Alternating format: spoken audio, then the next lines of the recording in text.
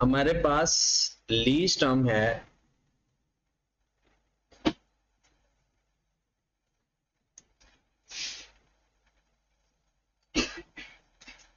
4 years,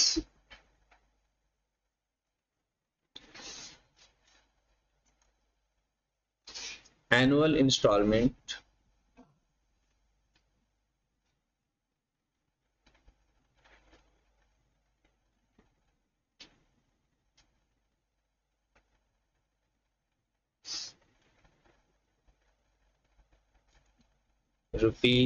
₹6 million at the start of each year. At the start of each year.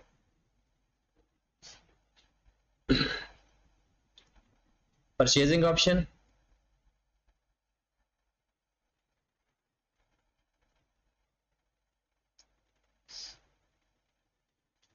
₹20 million and expected to avail this option.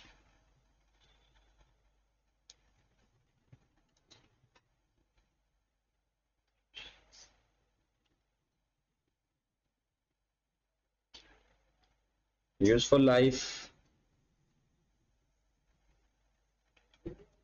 is 4 years.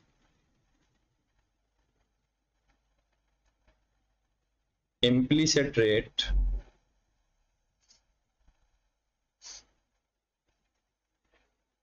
is 8%. That is known to lessee.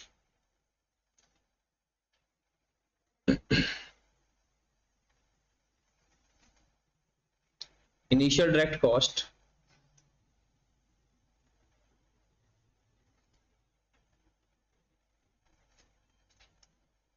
₹5 million. Incentive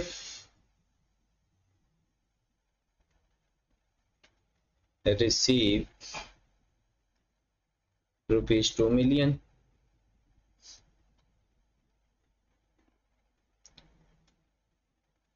Dismantling cost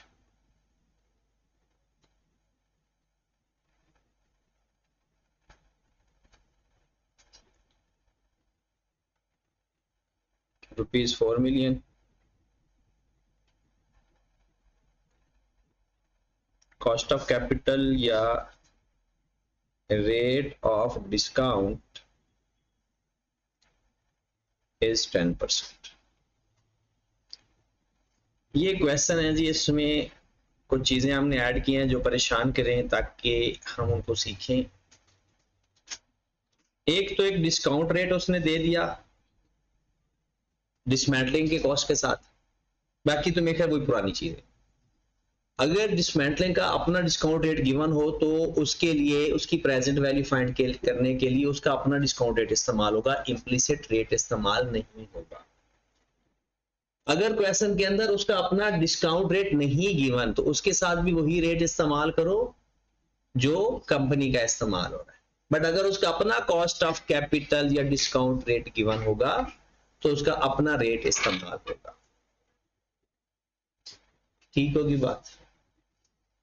अब सबसे पहले वही सारी चीजें find करते हैं। Present value of minimum lease payment, जिसे हम लीज लायबिलिटी भी कहते हैं। वर्किंग आपने उसी तरह से करनी है। सबसे पहले जो पेमेंट्स लेसी ने लेसर को करनी है उसको देखते हैं। ये ध्यान से देखना है। प्रेजेंट वैल्यू, इसको बोलते हैं present value of minimum lease payment. Present value of minimum lease payment क्या क्या पे कर रहा है वो?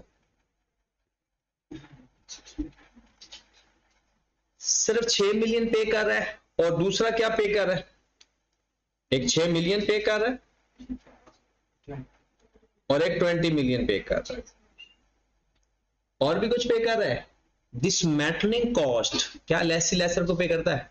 नहीं, क्योंकि वो तो एसेट को रिमूव करने का खर्चा है, वो तो उसको आएगा। इनिशियल डायरेक्ट कॉस्ट लेसी को नहीं, लेसी लेसर को नहीं पे कर रहा होता, वो तो उसका अपना खर्चा आ रहा होता है, लीगल फीस, इधर उधर भागने दौड़ने का, ट्रांसपोर्ट का खर्चा। तो पेमेंट क्या क्या हो रही है? एक 6 मिलियन हर साल और दूसरा 20 मिलियन। अब जो 6 मिलियन पे हो रहा है वो at the start of the each year हो रहा है, at the start of each year हो रहा है। इसका मतलब है पहली किस्त तो उसी वक्त पे होगी, क्या उसके ऊपर इंटरेस्ट आएगा, उसकी प्रेजेंट वैल्यू फाइंड करेंगे, वो तो है ही प्रेजेंट पे। इसके दो तीन तरीके, या तो फार्मूला डायरेक्ट लगा लो या कॉमन सेंस से इस्तेमाल कर। कॉमन सेंस से ये फायदा होगा कि आपको फार्मूले बार बार याद नहीं करने पड़े। जब आपने साल के शुरू में पेमेंट करोगे, साल के शुरू में पेमेंट करोगे, तो बताओ पहली किस्त के ऊपर इंटरेस्ट आएगा? इंटरेस्ट तब आएगा ना जब टाइम गुजरा हुआ हो, तो पहली इंस्टॉलमेंट के ऊपर इंटरेस्ट नहीं आएगा। तो आपने सबसे पहले प्रेजेंट वैल्यू ऑफ इंस्टॉलमेंट देखिएगा जरा, प्रेजेंट वैल्यू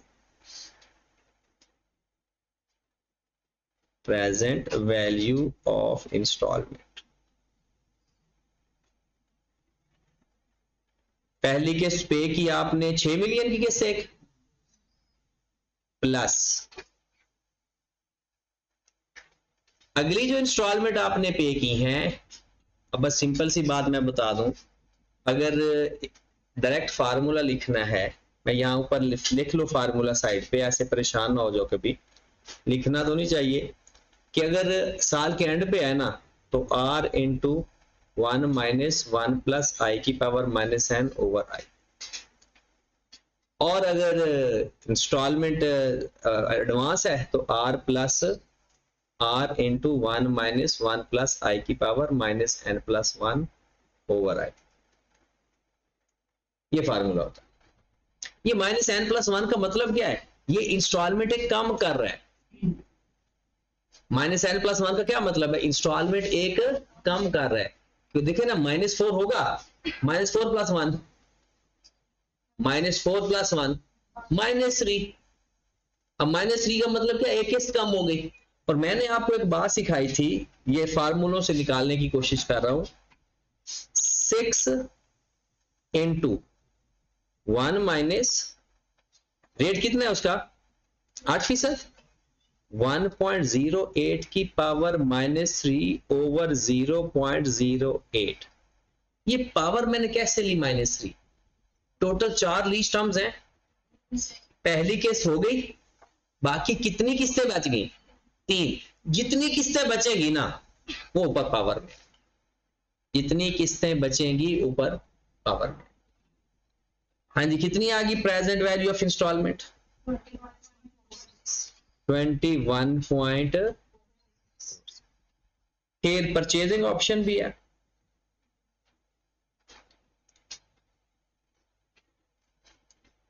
$20 मिलियन है वो, 20 मल्टीप्लाइड बाय 1.08 की पावर -4, क्योंकि परचेजिंग ऑप्शन हमेशा लीज टर्म के एंड पे एक्सरसाइज होती है। परचेजिंग ऑप्शन हमेशा लीज टर्म के एंड पे एक्सरसाइज होती है। तो कितना आ गया? 14.7। ये अमाउंट आ गई present value of minimum lease payment, या ये लीज लायबिलिटी है हमारी। तो प्लस करो जरा, 21.46 प्लस 14.78, 36.24।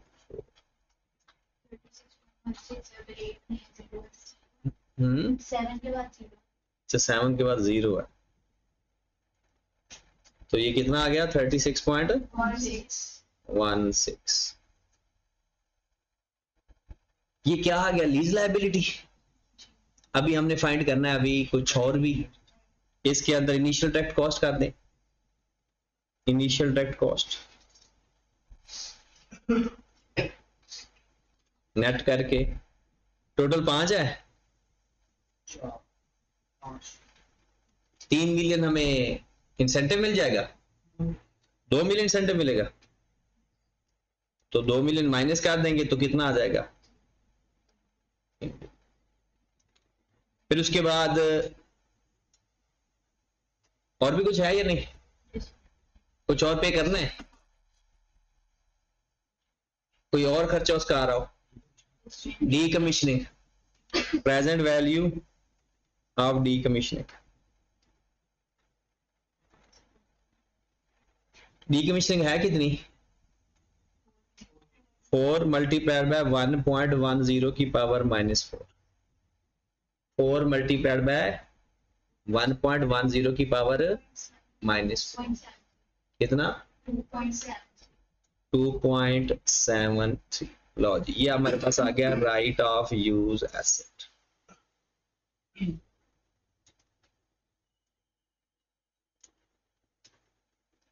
हाँ जी, 36.416 में 3 भी ऐड कर दो, 2.73 भी ऐड कर दो, 41.89। अगर आपसे देखना है कि आप पूछ क्या रहा है, अगर आपसे वो पहले साल की एंट्री पूछ रहा है तो होगी, पहली एंट्री होगी राइट ऑफ यूज डेबिट, जो जो पेमेंट की है वो क्रेडिट। यहां तक ये वर्किंग समझ लगी। अभी वर्किंग करते हैं सारी। इसके बाद ना डिसमेंटलिंग कॉस्ट की वर्किंग कर लेते हैं 4 सालों की, लेकिन पेपर में बस उतने सालों की करना जितने सालों की पूछी है। सारे सालों वो कभी 2 साल पूछता है, कभी 1 साल पूछता है, कभी 3 साल पूछता है, कभी भी वो सारे साल नहीं पूछता पेपर में। एक दो साल पूछता है, उसके एक्सट्रैक्ट पूछ लेगा, उसके नोट्स पूछ लेगा, सारा सवाल कभी नहीं पूछेगा। टेबल नोट्स बनाने के लिए हमें टेबल सारा बनाना पड़ेगा अगर नोट्स वो पूछता है तो, वरना अगर नोट्स नहीं पूछता तो टेबल भी उतना बनाओ जितना पूछा है। तो अभी हम कर लेते हैं डिसमेंटलिंग कॉस्ट। ईयर 1 के स्टार्ट में आपके पास डिसमेंटलिंग कॉस्ट की प्रेजेंट वैल्यू क्या है, 2.73। ईयर 1 का एंड, इसका 10% लेंगे, वो कितना आ जाएगा 0.273। प्लस करेंगे माइनस, प्लस करेंगे। ये पहले साल की फाइनेंस कॉस्ट आ गई। कितना आंसर आ गया 3.00। और ये आपकी पहले साल की लायबिलिटी आ गई। और किस नाम से आ गई ये लायबिलिटी, प्रोविजन फॉर डिसमेंट। ये एक्सट्रैक्ट भी दिमाग में लेकर चलो, अगर इस चीज से रिलेटेड हमसे एक्सट्रैक्ट पूछा जाएगा तो पहले साल का एक्सपेंस आएगा 0.273 और पहले साल की लायबिलिटी आएगी provision for dismantling 3.003। Year 2 multiplied by 10%, 0.3003, कितना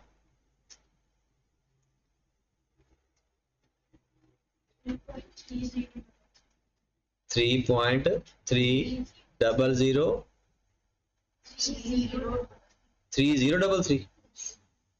3.3033। अब अगर आपसे कोई दूसरे साल के एक्सट्रैक्ट पूछे तो दूसरे साल में फाइनेंस कॉस्ट आ जाएगी 0.3003 और दूसरे साल की current liability provision for dismantling के नाम से आ जाएगी 3.3033। और जब तीसरा साल आएगा फिर इसका 10%। बाकी तो पता है ना, ये इफ्रिक मान का मैंने लेक्चर आपको दिया था कि रीवैल्यूएशन मॉडल तो किस तरह से करते हैं और फेयर वैल्यू कॉस्ट मॉडल तो किस तरह से करते हैं। हाँ जी, तीसरा साल इसका 10% दिया तो फाइनेंस कॉस्ट आ गई 0.33033। इसको ऐड किया तो क्या आ गया 3.6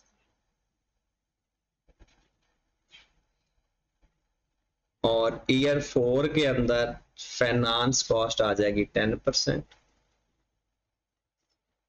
जो कि 0.36336। तो ये तकरीबन कितना आ जाना चाहिए? ये इसकी वर्किंग एंट्री देखो तो एंट्री भी पास हो रही है। हर साल के एंड पे एक एंट्री पास हो रही होगी, finance cost debit, provision for dismantling cost credit, और आखिरी साल एक एंट्री पास हो जाएगी, provision for dismantling cost debit, bank credit, क्योंकि वो तब तो कॉस्ट आ जाएगी रिस्टोर करने की। उसके बाद बना लेते हैं टेबल। अब मेन तो आज सीखने वाला है ही टेबल ही, क्योंकि आज तो मेन टेबल ही है साल के शुरू का।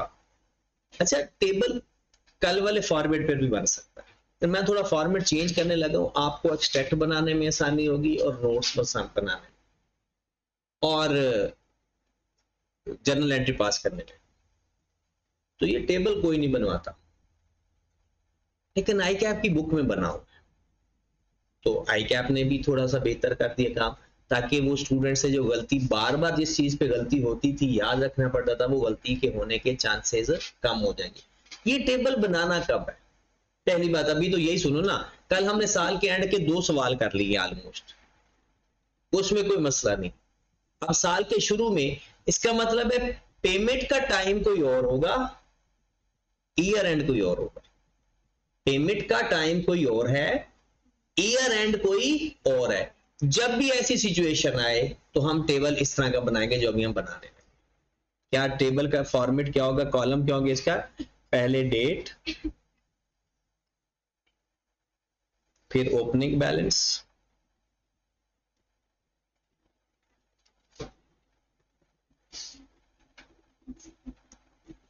फिर पेमेंट या instalment, net balance, interest, closing balance.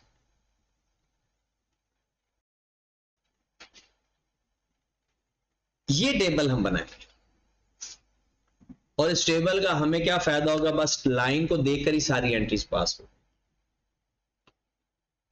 और उसका अपना टेबल होगा। वो टेबल कब बनाएंगे? जब ईयर एंड पे इंस्टॉलमेंट्स हो रही हो। ये टेबल कब बनाएंगे? जब साल के शुरू में इंस्टॉलमेंट्स हो, या मतलब इंस्टॉलमेंट का और ईयर एंड का अगर टाइम डिफरेंट है ना, तब ये टेबल। तो पहली पेमेंट कब हुई, या आपका एग्रीमेंट कमेंसमेंट डेट कौन सी है? सपोज दैट ईयर 1 का 1/1 ईयर 1 कह देते हैं, 1/1 ईयर 1। कितना ओपनिंग बैलेंस लिखूं? कितना? 36.16। अब आपने अपने आप से पूछते जाना है, हल होता जाएगा। बताओ कोई पेमेंट हुई 1/1 ईयर 1 को? एक पेमेंट उसी वक्त हुई। कितनी पेमेंट हुई उस वक्त? 6। माइनस कर दो, नेट बैलेंस कितना बच गया? 30.1। पहले एक बात सुनो, 1/1 ईयर 1 को मैंने 36.16 का एसेट लिया, मतलब उधार ली, उसी वक्त 6 मिलियन पे कर दिया, तो इसका मतलब है लायबिलिटी मेरी 6 मिलियन माइनस हो गई, मेरा लोन बच गया 30.16। क्या पहले साल के एंड तक, क्लोजिंग बैलेंस होता है पहले साल का एंड, पहले साल के एंड तक मुझे कोई इंटरेस्ट कॉस्ट पड़ेगी? पड़ेगी, मैंने उधार ली हुई है, लेकिन इंटरेस्ट कॉस्ट पड़ेगी किस अमाउंट के ऊपर? 36 पर या 30 पर?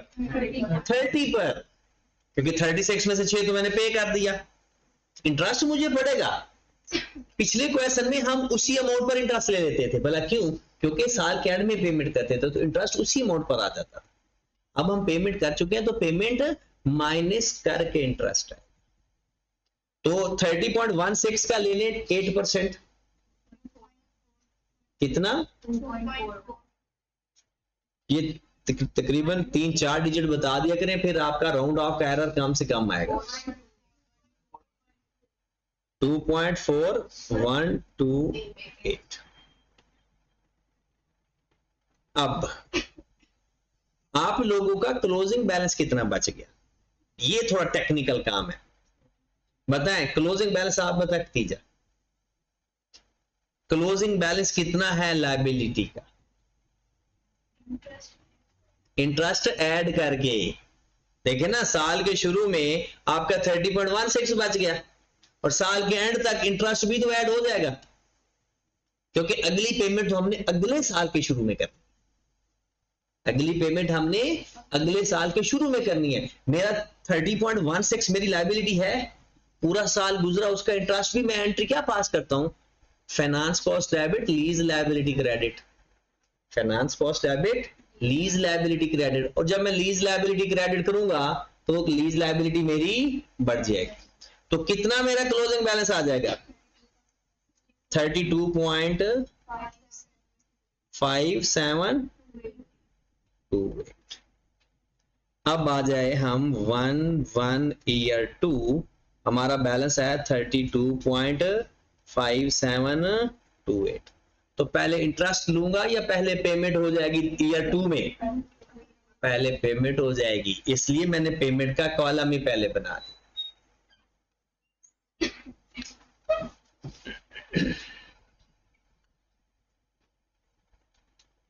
बारिश हो रही,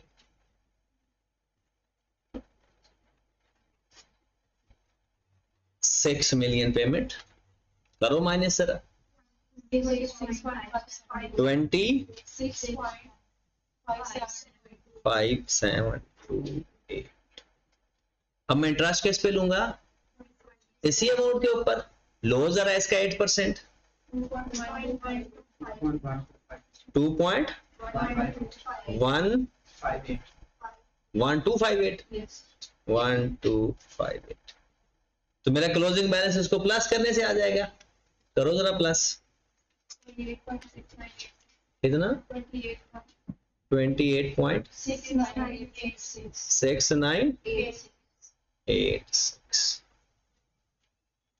अब जरा ईयर 3 पूरा करो, मुझे ईयर 3 पूरा करके दिखाओ। मैंने ना ईयर का स्टार्ट की ना वर्किंग चेंज करवाई है, वो देख लो जरा।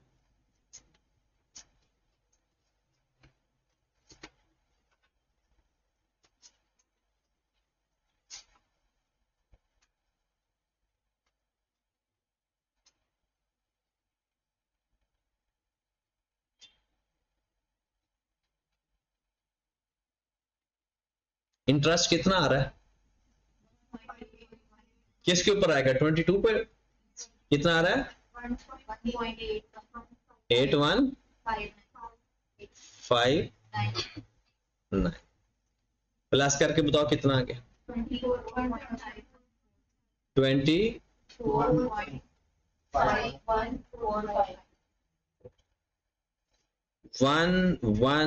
ईयर 4 मेरा बैलेंस कितना था, 24.5145। कितना पे कर दिया मैंने, 6। लास्ट टाइम मैंने इसके अंदर परचेज ऑप्शन भी लिखी थी, वो साल का एंड था, साल के एंड पे किस्त भी थी, साल के एंड पे परचेज ऑप्शन भी थी। अब तो साल के शुरू में पेमेंट है, लेकिन परचेज ऑप्शन में साल के शुरू में तो अवेल नहीं करूंगा ना, इंस्टॉलमेंट मेरी साल के शुरू में है, लेकिन परचेज ऑप्शन मेरी साल के शुरू में नहीं है। तो परचेज ऑप्शन तो मैं साल के एंड पे एक्सरसाइज करूंगा। ये चीजें सीखने वाली हैं मेरी। हाँ जी, तो 24 में से माइनस किया तो कितना आ गया, इसका इंटरेस्ट कितना आ गया, 1.4812।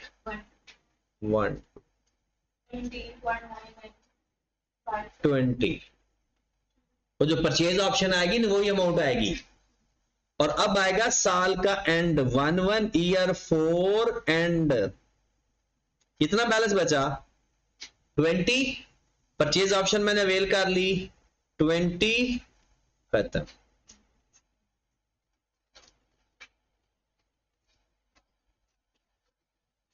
वर्किंग हमारी सारी होगी।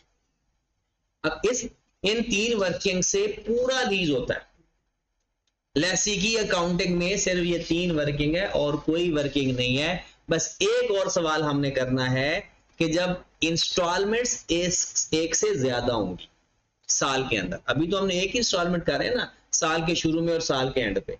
अब साल में हो सकता है वो सेमी एनुअली इंस्टॉलमेंट पे कर रहा हो, क्वार्टरली पे कर रहा हो, मंथली पे कर रहा हो। बस ये कॉन्सेप्ट रह गया है, बाकी लेसी की अकाउंटिंग कंप्लीट है। अब इसकी एंट्रीज भी पास कर लेते हैं, इसके एक्सट्रैक्ट भी आप बना सकते हो, नोट्स भी बना सकते हैं, नोट्स और बाकी चीजें हम इंशाल्लाह मंडे को देखेंगे। कल आप लोगों की क्लास है किस चीज की? ऑडिट की, सीलॉ की भी है, अच्छा सीआर की भी है और ऑडिट की भी है।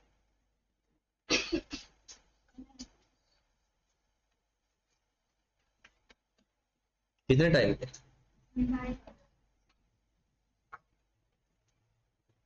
चलें फिर सोच लेते हैं।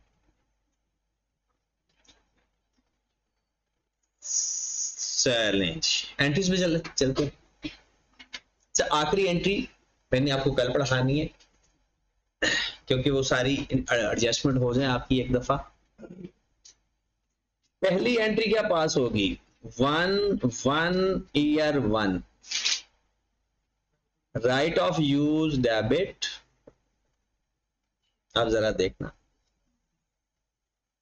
एक बैंक क्रेडिट किस चीज के लिए? Initial direct cost. एक और बैंक क्रेडिट जो आपने पहली किस्त पे कर दी है। या अगर आप ऐसा करो कि बेहतर अलग एंट्री पास कर लो उसकी, ताकि ना आप परेशान हो जाओगे। छोटा सा दिमाग है, हमें टेंशन ना ले जाए। लीज लायबिलिटी लिख लो, क्योंकि आपने तो वहां से कॉपी पेस्ट करके लिखना है ना। लीज लायबिलिटी लिख लो। और तीसरा provision for dismantling. Initial direct cost कितनी है? 3, ऐसा ही है। लीज लायबिलिटी कितनी है? 36.16 और प्रोविजन फॉर डिसमेंटलिंग 2.73। सबको टोटल किया तो कितना आ गया? 41.89। ओके, 1 को एक इंस्टॉलमेंट पे भी कर दी। 1 को एक इंस्टॉलमेंट पे भी कर दी, तो एंट्री क्या पास होगी? Lease liability debit bank credit 6 million. अब आपके पास एक ऑप्शन है, वो आपकी मर्जी है, ये तो आपको समझाने के लिए मैंने एंट्री अलग की है।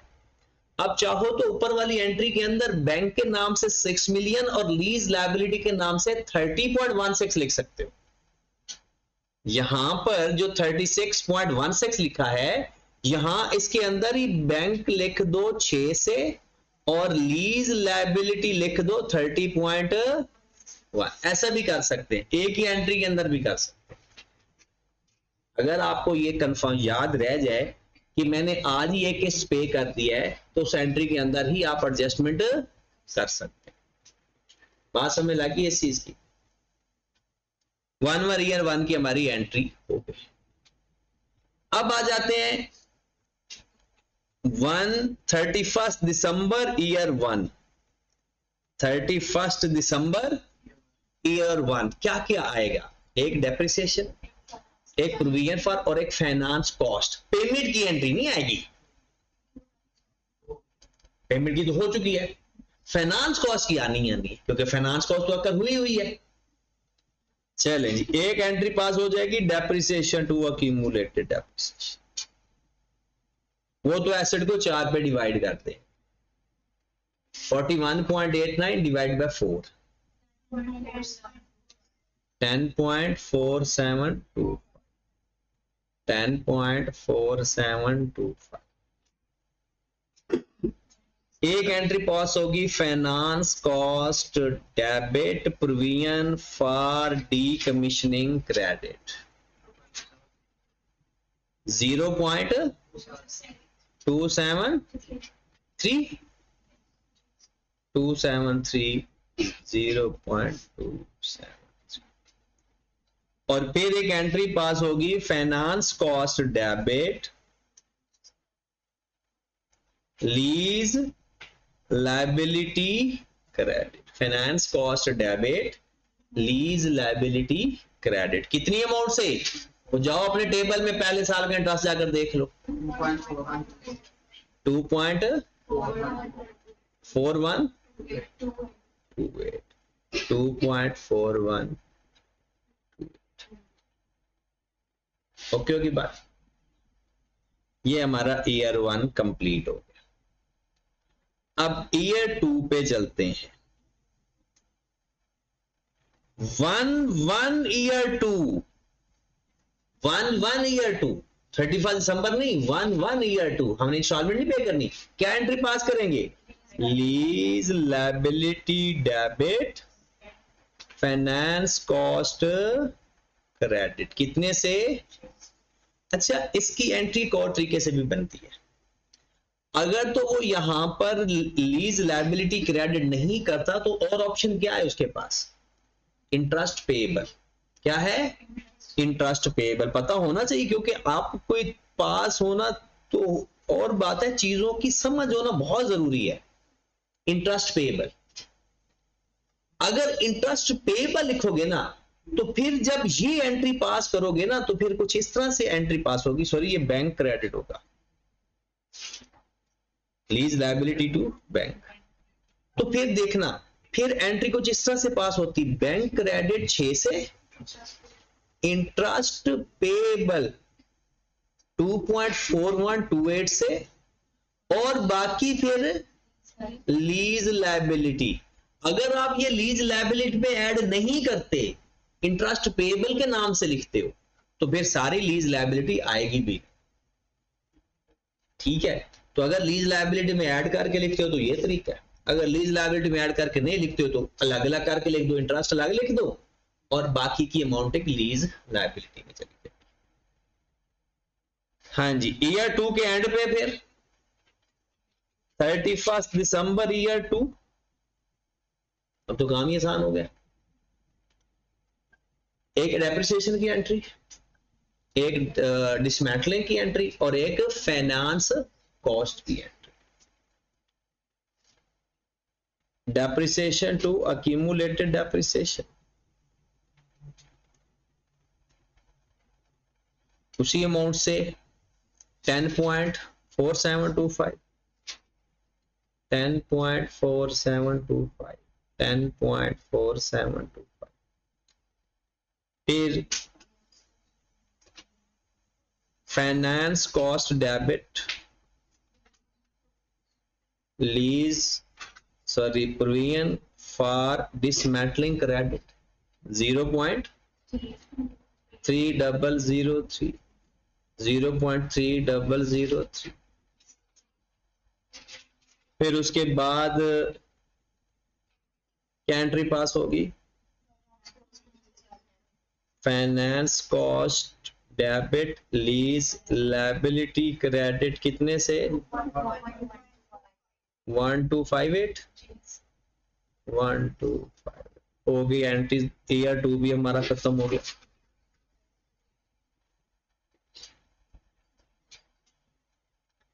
और ये एक्सट्रैक्ट और टेबल देखकर पता चल जाएंगे। ये जो ईयर एंड पर क्लोजिंग बैलेंस आ रहा है ना, ये हमारी लायबिलिटी आ रही है। क्लोजिंग बैलेंस जो आ रहा है ना, वो क्या आ रहा है? लायबिलिटी आ रही। तीसरा साल, तीसरे साल की तो एंट्रीज आप पास कर ही लोगे। हम चौथे साल पे चलते हैं।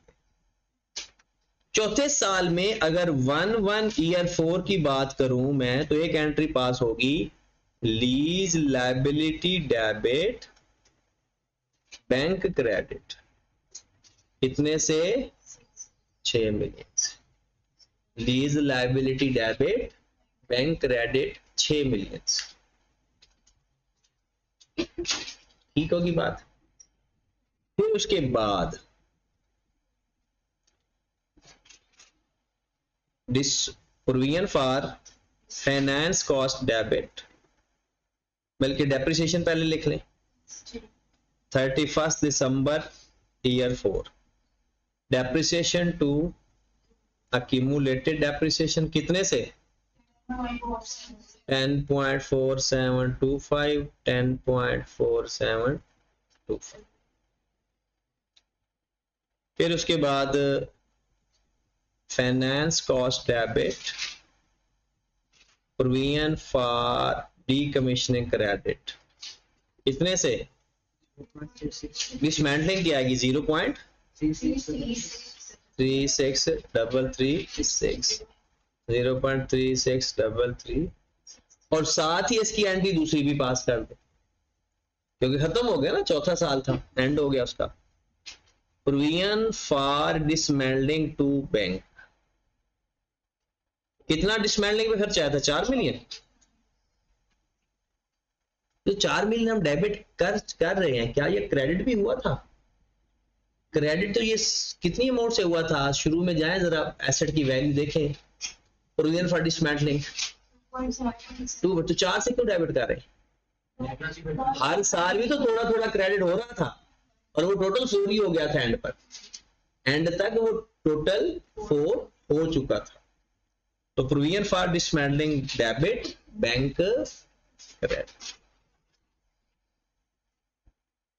उसके बाद क्या ईयर एंड पे फाइनेंस कॉस्ट की एंट्री पास होगी, चौथे साल के एंड पे? अपनी वर्किंग देख लिया करो, टेबल देखो जरा, क्या चौथे साल का इंटरेस्ट है? अगर है तो फिर उसकी एंट्री पास होगी। चौथे साल का इंटरेस्ट है ना, क्योंकि चौथे साल के एंड पे ही तो हमारा काम खत्म हुआ है। तो वो क्या करेंगे, अच्छा वो इंटरेस्ट आया किस वजह से है भला पता है? डिसमेंटलिंग कॉस्ट की वजह से, क्योंकि डिसमेंटलिंग कॉस्ट वो भी हमने पे करनी है ना, डिसमेंटलिंग कॉस्ट अभी हमने पे करनी है। तो क्या एंट्री क्या पास करोगे, फाइनेंस कॉस्ट डेबिट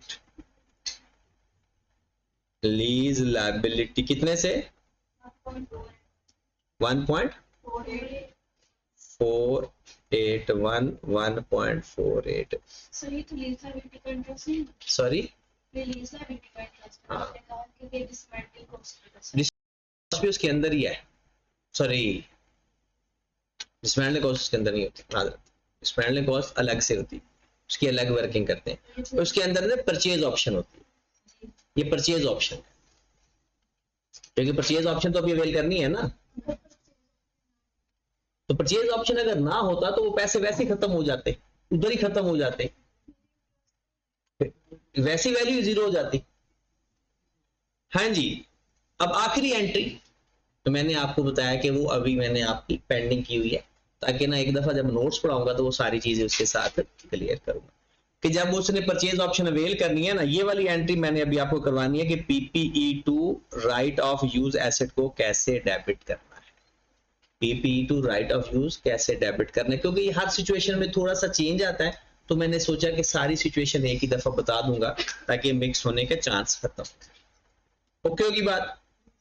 चले जी, ये था साल के शुरू में अगर हम पेमेंट करते हैं, आपने इसके एक तो एक्सट्रैक्ट बनाने और दूसरा आई कैप की बुक के अब सवाल तकरीबन लेसी के तो आप सारे ही कर सकते हो, क्योंकि इसके सारे सवाल जो कल हमने छोड़े थे वो सिर्फ साल के शुरू की वजह से छोड़े थे।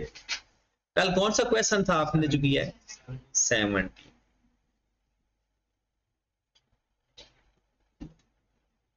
अच्छा, एक तो अब आप क्वेश्चन ये कर सकते हो, क्वेश्चन नंबर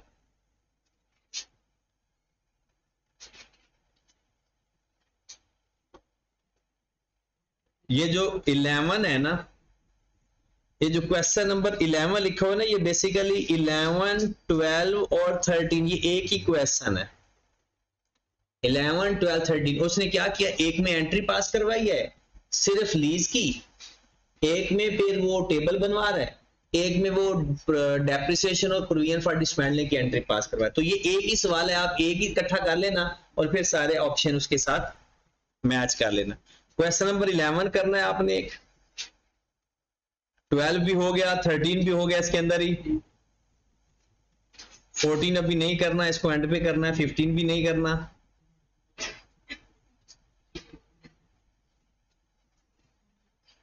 16 भी अभी नहीं करना, ये डिस्क्लोजर का है। 17 आपका हो चुका है,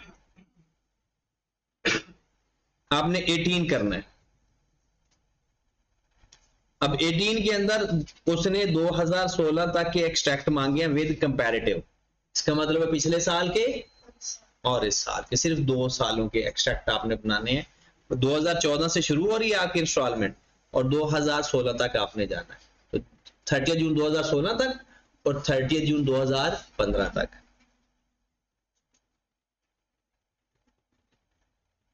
क्वेश्चन नंबर 19 भी कर सकते हो आप। 19 के बजाय ना इंटरेस्ट एलिमेंट और कैपिटल पोर्शंस, हाँ क्वेश्चन नंबर 20 करना। बस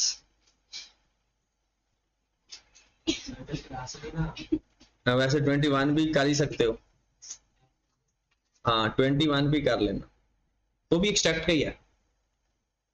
अच्छा इसके अंदर जिसके अंदर उसने नोट्स पूछा है तो नोट्स आपने नहीं बनाने, ठीक है, नोट्स नहीं बनाने। आगे आगे लेसन स्टार्ट हो गया, नोट्स नहीं बनाने, जर्नल एंट्रीज और एक्सट्रैक्ट बनाने, ठीक है।